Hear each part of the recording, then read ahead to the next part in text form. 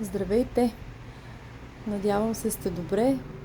Извинявам се за необичайното видео, което правя, дано да се чува добре, но картите имаха послание и се почувствах длъжна да го предам. Скоро време очаквайте обаждане, съобщение и конкретно предложение от важен за вас човек. Тук повече дами ще гледат видеото. Това е някой, който е важен човек във вашия живот, мъж, на който вие придавате огромна важност. Това е някой, който има и доста добър външен вид, прави впечатление. Човека може да е финансово обезпечен, може да е роден и на 13-ти, но може да е на 22-ри, на 1-ви, но това е важен човек за вас, важен мъж за вас. Очаквайте съобщение от него, очаквайте втори път, тук имаме на дъното някакво общо пътуване, покана за тържество или от тук нататъка следва някаква нова глава във вашите отношения. Може би вие да станете някаква официална половинка на този човек, не знам. От тук нататък нов етап ви очаква с него. И пътуване тук пак продължава. Значи тук картите и тук имаме пътуване имаме тук, новина имаме, тук пак новина. Едни и същи карти са се наредили. Искам само да кажа, че не съм ги бъркала. Така, аз просто си отворих дъното, на тези излиза едно и също. На 100% очаквайте. Тук имаме и любов от някой, който в момента имате физическа и емоционална дистанция, но важен човек за вас. Претърпяли сте най-вероятно наскоро някакъв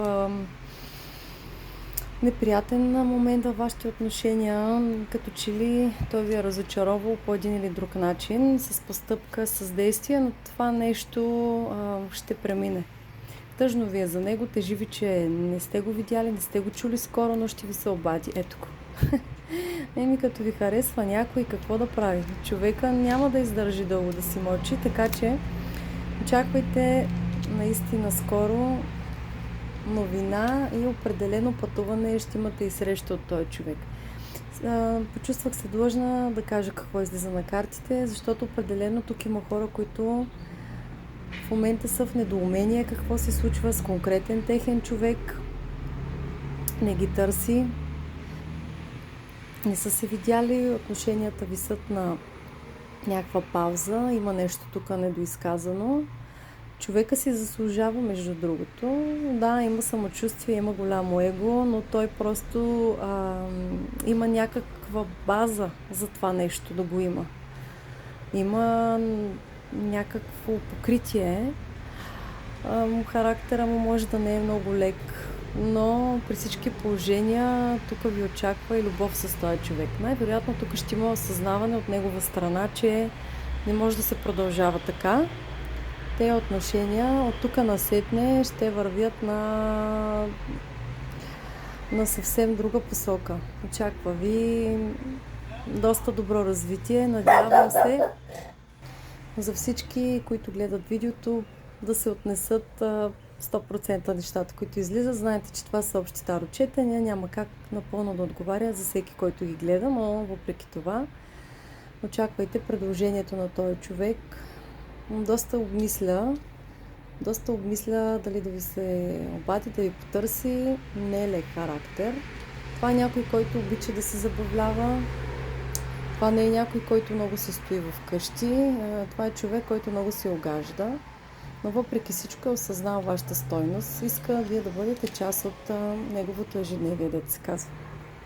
На мен ми стана интересно, че и другите карти по същия начин са се наредили. Така че не е изключено и да пътувате някъде заедно, но тук ще има среща. Това няма да е просто обикновено съобщение, как си и така нататък. Очаквайте. И промяна ви очаква. Съдбоносна промяна също. Явно това съобщение трябва тук да подготви някой. Няма да издавам повече. Не е хубаво да се издава повече. Да не урочасаме. Няма да издавам повече. Мисля, че достатъчно даже казах. Прекалено казах. Благодарим на картите. Благодарете и вие. Да видим тук. Да, доста е. Напоследък този човек доста мисли за вас. Като че ли вие не сте го търсили. Нека да си обмисля. Важното е, че ще ви потърси. Ами това е, което исках да предам като послание от картите. Дано да се чуваше. Благодаря ви още веднъж. Ако имате идеи за теми, пишете ги в коментарите. Желая ви всичко най-добро и да споделите дали на някой тук му се е случило нещо.